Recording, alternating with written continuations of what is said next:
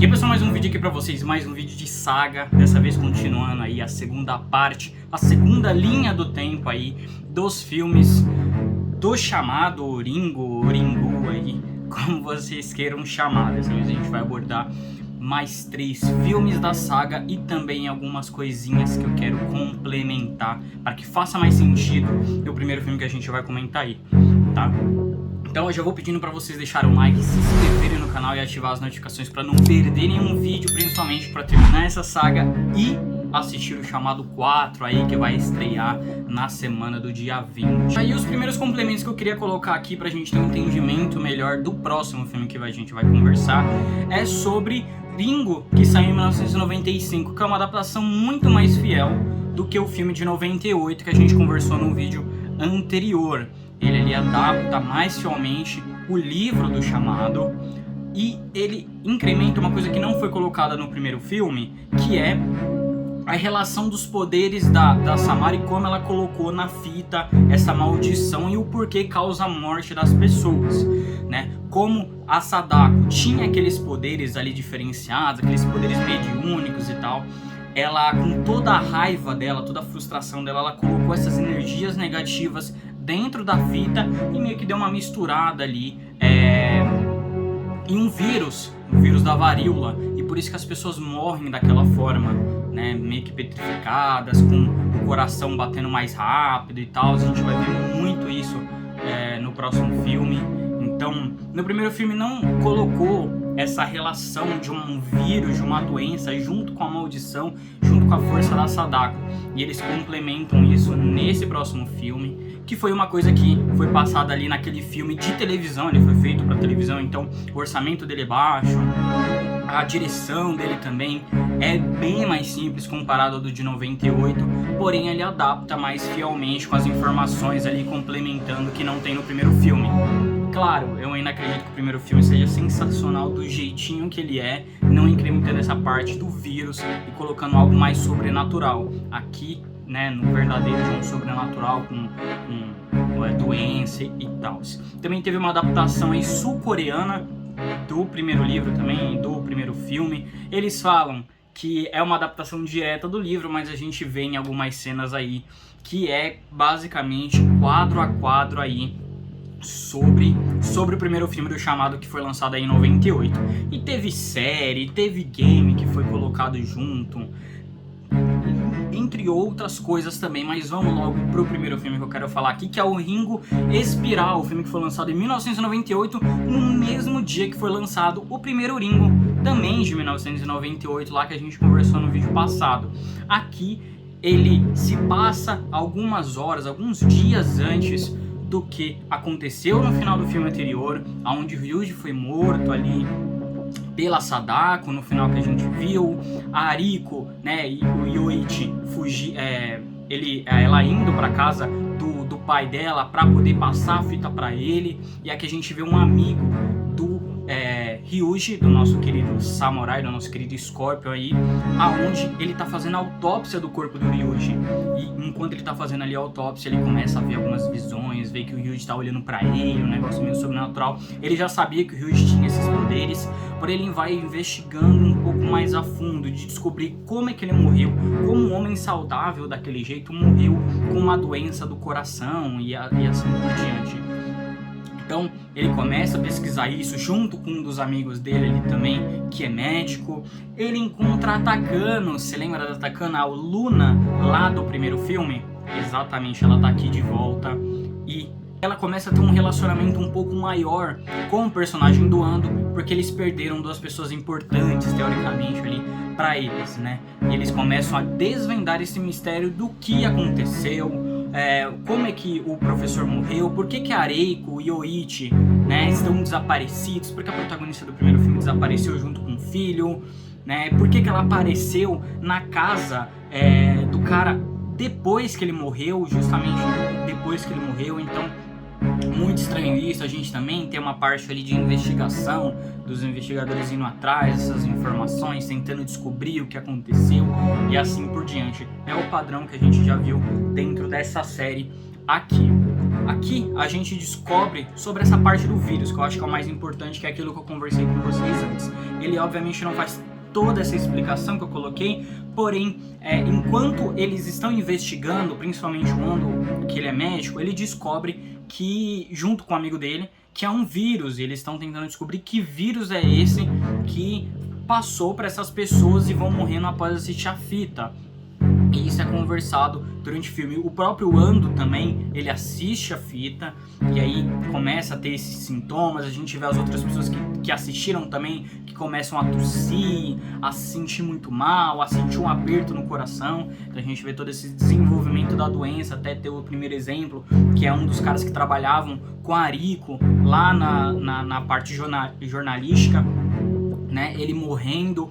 Ele também entrega, antes de morrer, um caderno pro Ando, e nesse caderno explica toda a história do primeiro filme. Ele basicamente dá um baita de um resumo do primeiro filme, quem é a Sadako, o que aconteceu com ela, o que aconteceu com eles durante o primeiro filme. Então a gente vê tudo isso aí correndo, e isso é muito importante, porque depois disso a fita ela fica inútil. Eu acho que é a partir desse filme aqui do Espiral que as pessoas, os próximos filmes, então o Chamado 2, o Chamado 0 e assim por diante, eles se basearam. A fita deixa de ser importante porque esse vírus pode ser atrelado a outros objetos. E adivinha, esse objeto é sim o diário ali que a Ariko escreveu para estabelecer tudo que aconteceu com ela.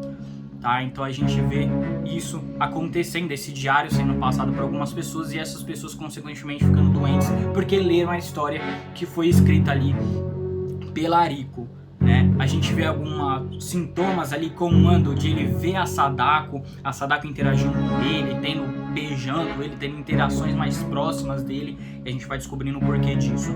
A Takano, né, a ex-aluna ali do Ryuji, tem um relacionamento um pouco mais próximo do Ando. Eles começam a interagir um pouco mais, então você vê ali eles tendo relações sexuais, assim por diante, né? E isso é muito importante porque se lembra a fita, você assiste a fita, e um jeito de passar esse vírus para outra pessoa é você copiando essa fita e passando, e assim você se salva, você tira o vírus do seu corpo e dá para outra pessoa. E aqui o Ando, tendo essas relações com a Takano, acabou passando o vírus que ele tava, pois ele assistiu o vídeo, e por sinal ele destruiu a fita, ele acabou com a fita. Por isso que nos outros filmes as fitas que a gente vê provavelmente são cópias e tal. O Chamado 2 ele não se baseia nesse espiral, ele corta esse espiral aqui, é como se ele não tivesse existido e se parte, né? Por isso que tem uma outra linha do tempo que tá no vídeo anterior, que vocês podem conferir aí no canal também, tá nos cards e nos comentários, tá?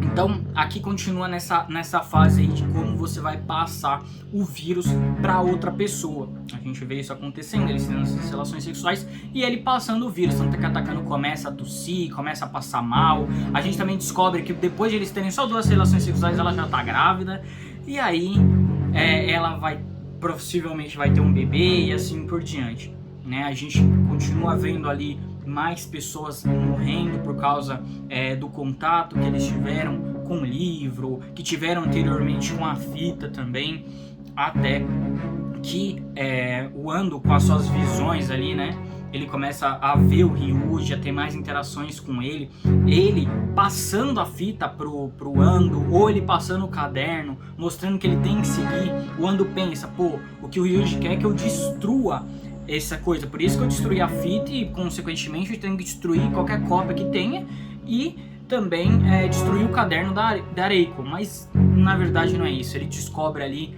que a Takano, que ele teve relações ali, na verdade morreu, e que ela teve um bebê. Isso é muito estranho, né?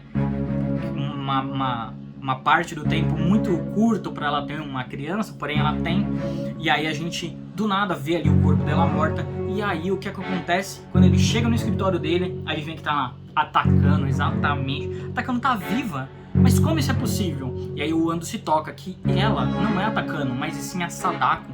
A Sadako que passou a alma pra Takano. E a gente vê ela falando o porquê fez isso e o porquê que ela tá infectando as outras pessoas. Ela quer um mundo mais puro e quer que as pessoas entendam a dor e o sofrimento que ela sentiu depois de ser acusada de ser um monstro, de ser morta pelo próprio pai e assim por diante. A mitologia continua a mesma, que não muda. A diferença mesmo que ela usa o corpo da Takano ali pra virar uma pessoa e poder passar o vírus para outras pessoas e assim por diante. Ela até mesmo fala que a Reiko, ela também virou uma assistente dela, por causa que mesmo que a fita seja destruída, ainda tem um caderno da Reiko que pode ser passado por outras pessoas e outras pessoas serem infectadas. E agora ele, o Ando, também vai ser um ajudante dela para passar esse vírus para as outras pessoas, tá? E como ela usa isso para ele ajudar ela usa o filho dele que morreu há um tempo. A gente vê também todo o drama desse personagem com um filho, né, que ele perdeu, com a esposa que ele perdeu também, e a falta disso com uma pessoa que ficou triste a vida inteira por causa desses acontecimentos, né? Então ela usa isso a favor, mostrando que ela pode reviver o filho dela de alguma forma. E aí, num sonho muito maluco que ele tem ali, ele encontra o filho dele vivo ali, e depois do nada aparece o Ryuji e a Takano juntos, e o Ryuji explica que é necessário esse vírus acontecer porque isso vai causar uma revolução no mundo e que é muito importante que a Sadako consiga passar esse vírus para poder, de alguma forma, a humanidade saber o sofrimento de verdade, saber o sofrimento que ela passou para depois, né, serem um mundo melhor. Basicamente é essa mensagem que deixa, e a gente encerra o vídeo do Ringo Espiral. Esse filme foi massacrado pelas críticas e pela bilheteria, enquanto o primeiro filme fez algo muito bom, foi muito bem aceito. Aqui foi completamente ruim, principalmente por causa dessa parte, mesmo que seja do livro, essa parte do vírus, desse poder que a Sadako colocou na fita, junto com o vírus que causa a morte das pessoas. Aquele clima mais sobrenatural no primeiro filme, que me agrada muito mais, acaba cabendo, principalmente porque eles levam esse filme inteiro para explicar esse determinado vírus, eles pesquisando sobre o vírus, e aí tem várias cenas ali que demoram X tempos, que a gente vai ver o vírus, eles vão explicar sobre o vírus, o que o vírus faz, como que o vírus, sabe? Fica muito enjoativo essa quantidade de informações, eles não seriam objetivos no que eles estão propondo ali. Então, essa quantidade de informações, de novo, uma quantidade maior de personagens que você acaba tendo que distribuir para eles ali tempos de tela para explicar o que cada um tá fazendo, o detetive, o doutor, a Takano, o amigo do doutor, o repórter que trabalhava com a Reiko, tá? A gente também descobre aqui que a Reiko e o Yoichi morreram no acidente de carro. Na verdade, o Yoichi já estava morto, eles não conseguiram fazer a passagem da fita do Yoichi pro pai dele. O pai dele também morreu, mas ele morreu se suicidando. Aqui não, o menino não conseguiu se salvar e a Reiko ali acabou batendo o carro e morrendo. Nem mostra os personagens, nem mostra nada, só mostra acidente de carro, que eu acho que isso é uma afronta ao primeiro filme. A mina que, sabe, batalhou para conseguir sobreviver no final. E aquele final que eu acho muito interessante de ela estando na cabeça que vai sacrificar o pai para salvar o filho, e aqui nem mostram a imagem deles ali, ou eles têm algum tipo de interação com as outras pessoas, nada, só mostra que eles sofreram um acidente e morreram e foi assim, pronto, acabou, sabe? Esse encerramento dos personagens do primeiro filme eu acho muito, muito fraco. Essa parte do Ryuji aí também, ele sendo esse ser do mal, que na verdade não quer passar uma mensagem de destruir a fita, mas sim compartilhá-la para que a Sadako seja a rainha do mundo. Eu também não curti toda essa ideia. De novo, a partir daqui eu acho que esse Ring Espiral aqui, ele catapultou aí as outras informações ruins que tem nos próximos filmes, assim como Ringo 2, Zero, Invocação e assim por diante. Realmente ele, né, pavimentou essa parte ruim aí da franquia do Ringo, né? A Sadako também aqui tá também qualquer coisa, ninguém se importa. Talvez para quem goste da obra original, do livro, ou até mesmo do filme para TV, que tem essa relação com o vírus, possivelmente pode gostar de uma coisa ou outra aqui, mas não tem como dizer. Esse filme realmente ele é muito fraco comparado ao primeiro filme. E agora a gente vai falar de A Invocação, filme lançado aí de 2012. E naquela época, né, tava muito famosa essa parte do 3D, e o filme é basicamente para isso. Pode traduzir o filme inteiro a isso, a mostrar cenas 3D para que você pule na cadeira no filme. Porém, assistindo em casa, você percebe como o negócio é só o farrapo do farrapo, os efeitos especiais que eles colocam aí nesse 3D. Nesse filme, dessa vez a gente acompanha a Akane, que depois de descobrir de uma das alunas dela, ela é uma professora, e descobrir de uma das alunas dela que tem um vídeo viral na internet, que é um vídeo amaldiçoado, que depois de você assistir o vídeo, você acaba cometendo suicídio.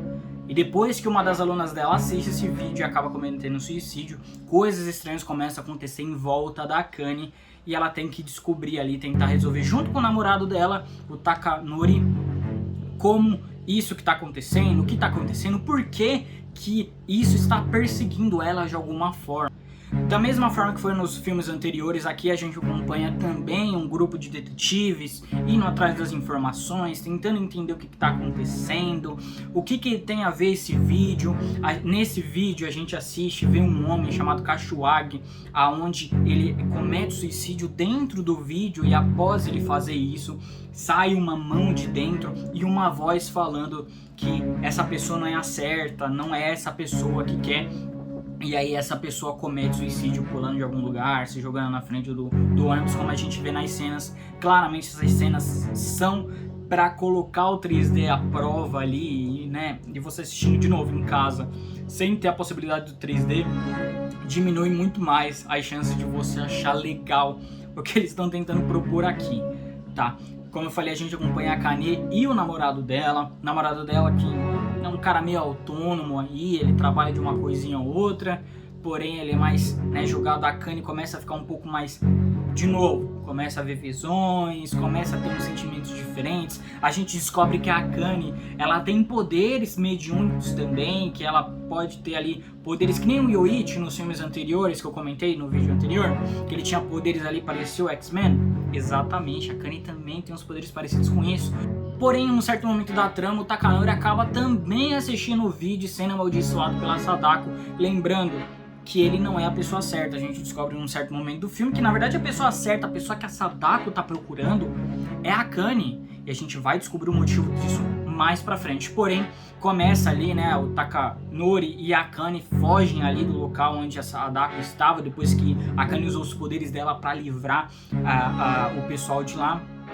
Porém, a Sadako começa a ligar todas as TVs que estavam nas ruas e começa a perseguir eles durante essas TVs, até que chegar num caminhão gigante ali com uma tela, e ela puxar o Takanori com os cabelos dela, os cabelos sedosos e maravilhosos que ela tem. Ela acaba puxando ele para um mundo invertido, sei lá o que vocês querem chamar esse troço, né? Com o poder dela, a Akane fica totalmente nervosa e assustada. Ela vai falar com um dos detetives ali que tá investigando toda essa série de suicídios, esse vídeo, quem é esse Kashiwagi dentro do vídeo.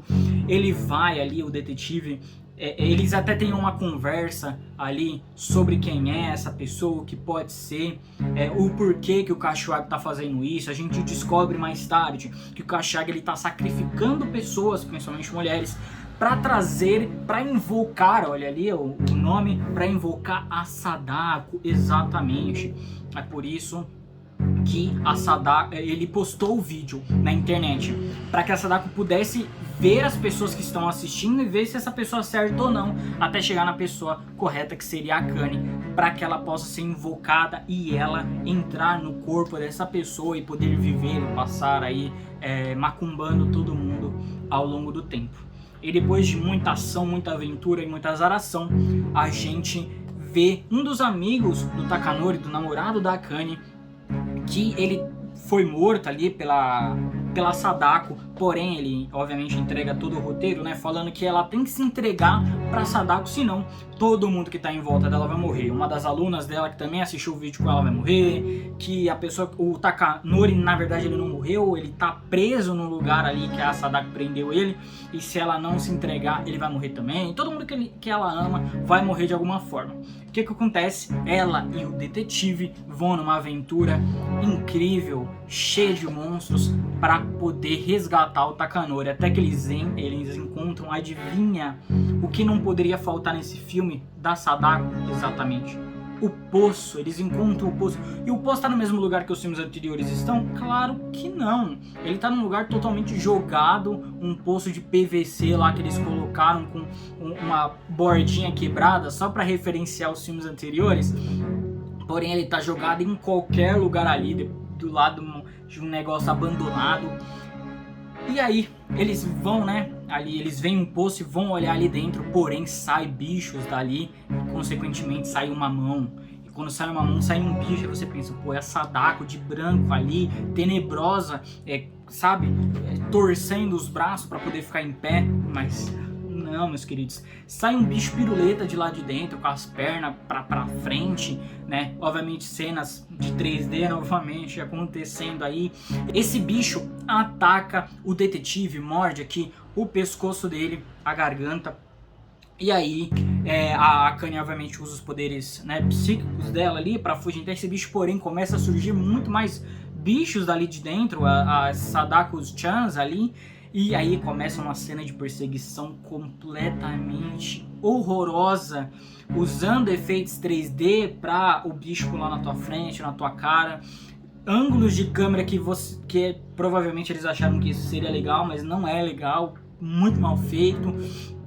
E aí depois dessa perseguição toda, dessa batalha mortal que a Akane tem com os monstros ali, ela acaba chegando no altar, num local ali diferenciado, que adivinha quem tá lá? O Takanori. Exatamente, o Takanori tá lá. Porém, a Akane é cercada por vários monstros e ela usa o poder do amor, o poder da sabedoria, o poder mediúnico que ela tem desde a infância dela pra se livrar de tudo isso. Ela poderia ter usado isso antes? Exatamente, ela poderia. Ela usou? Claro que não, porque tem que usar na hora certa, quando todo mundo estiver reunido. Ela é uma estrategista de primeira. E quando ela vai tocar no Takafumi pra poder salvar ele, pra poder pegá-lo, a Sadako aparece. Exatamente, a Sadako aparece bem nessa hora. Mas a Sadako morta, a Sadako fantasma? Não. A Sadako vive bonitona. Obviamente tem que ser ela ali, com cabelos parecidos com a da Rapunzel, gigantescos, né? A gente vê a conversa delas ali. A Sadako precisa do corpo da Akane, quer o corpo da Akane, por quê? Porque a Akane é parecida com a Sadako. A Sadako também tinha os poderes ali, mediúnicos na infância, e ela foi morta, ela foi perseguida pelas outras pessoas porque ela acabou matando várias outras, né?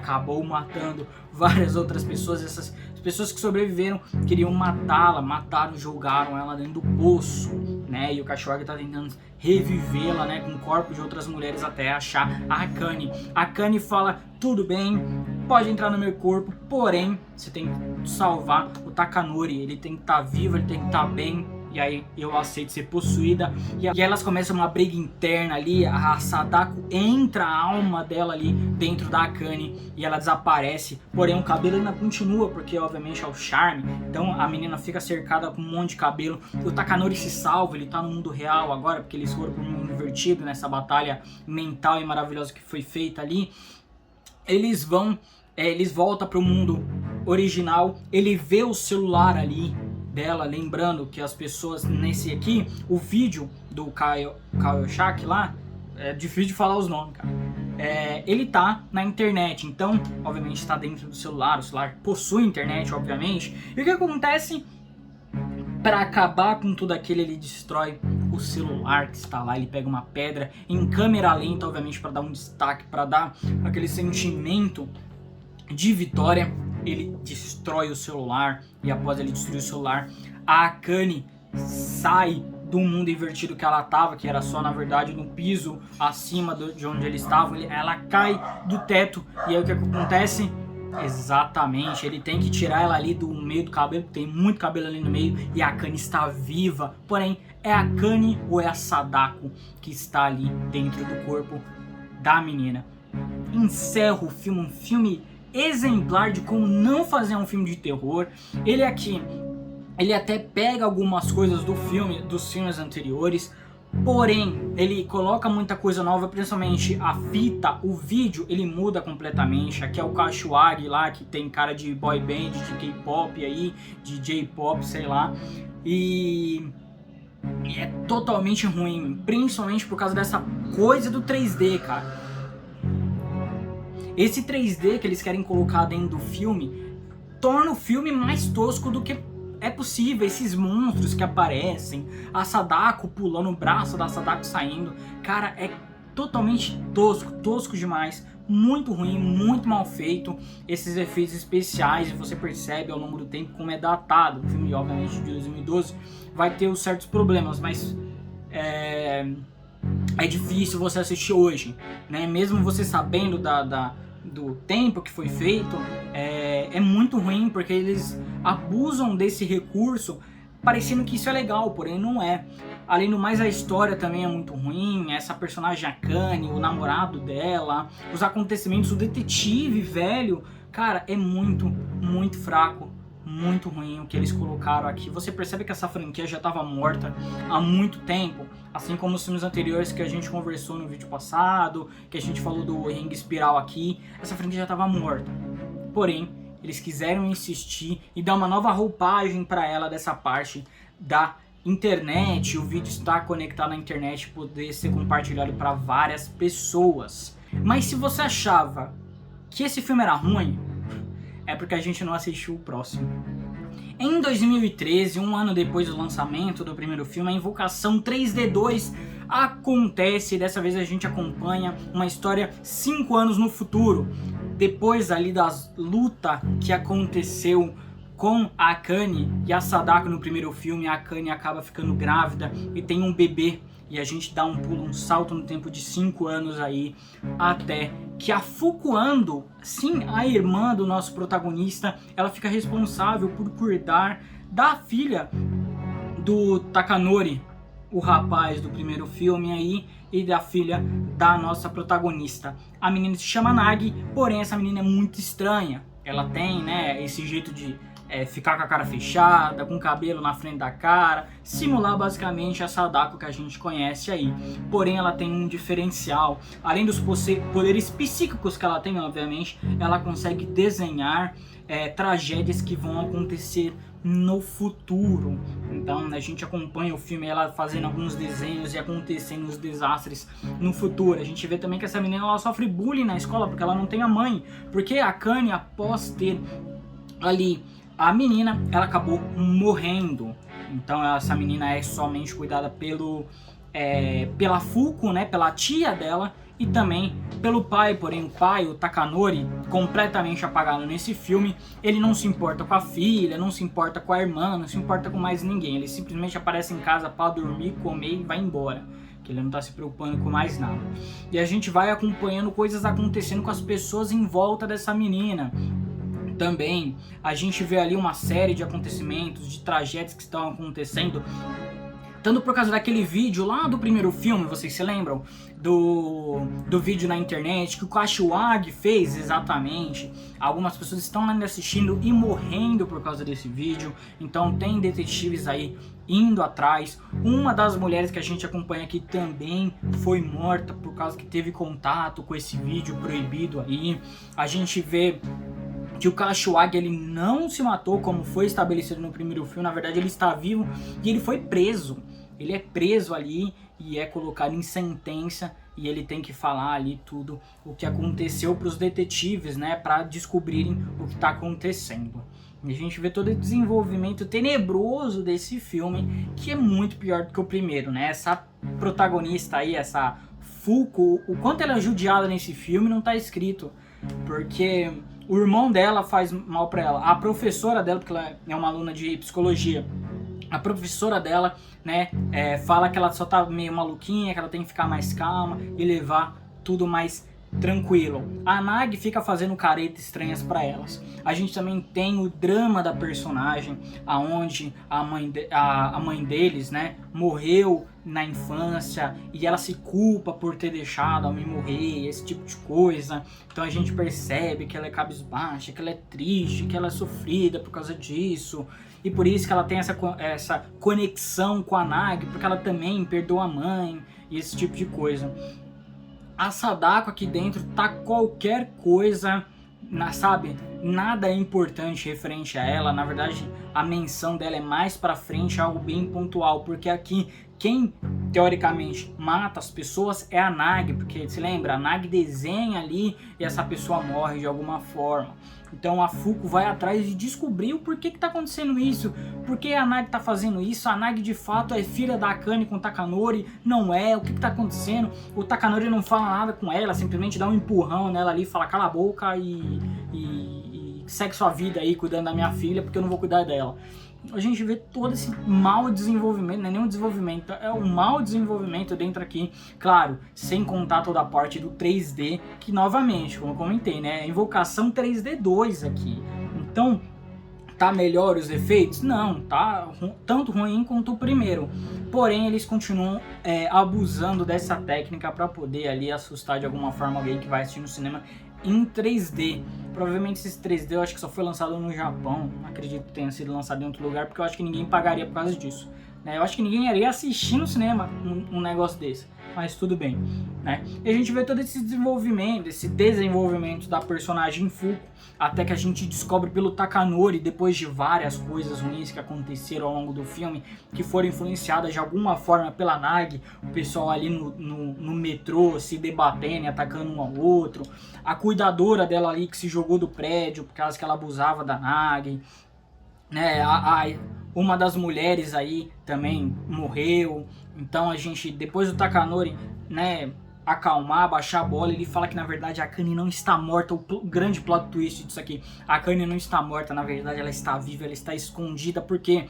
Porque depois que a Sadako entrou no corpo dela, elas começaram a lutar uma com a outra ali, e a Akane está segurando a Sadako dentro, e a Nagi não pode estar perto dela, porque senão de alguma forma ali os poderes da Nagi vão fazer alguma coisa com a Akane, e aí a Sadako pode ficar livre. Você lembra daquele detetive do primeiro filme que foi teoricamente morto? Não, ele está vivo, e ele fala agora com a ajuda de...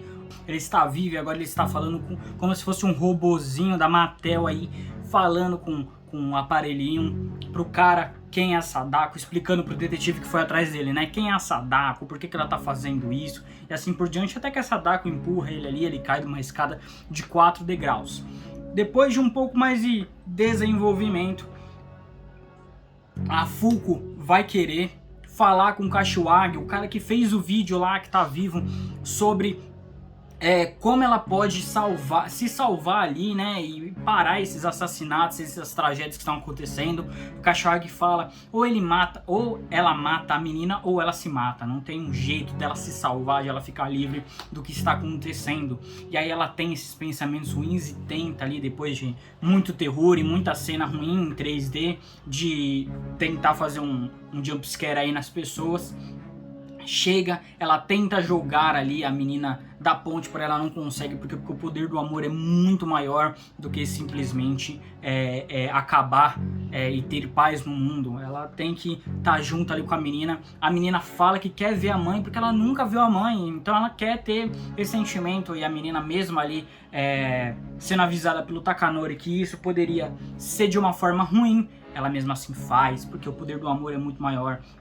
O que acontece? A menina vai lá e leva a Nagi para ver a Akane, que está lá deitada, né, com os cabelões de Rapunzel dela ali deitado. Ela, estranhamente, a Akane acorda no mesmo momento que a menina aparece, e quando elas estão tentando se tocar, e elas vão ter o sentimento, né, maternal ali, aquele detetive que estava lutando lá acorda. Ele vai lá e dá um tiro na Akane, e a Akane cai morta. A menina fica muito louca da cabeça depois de ver isso, ela fica gritando e rebolando ali, até que o detetive vai lá e dá um tiro na própria cabeça, se matando. Depois disso vem uma poça cheia de sangue lá, de remela.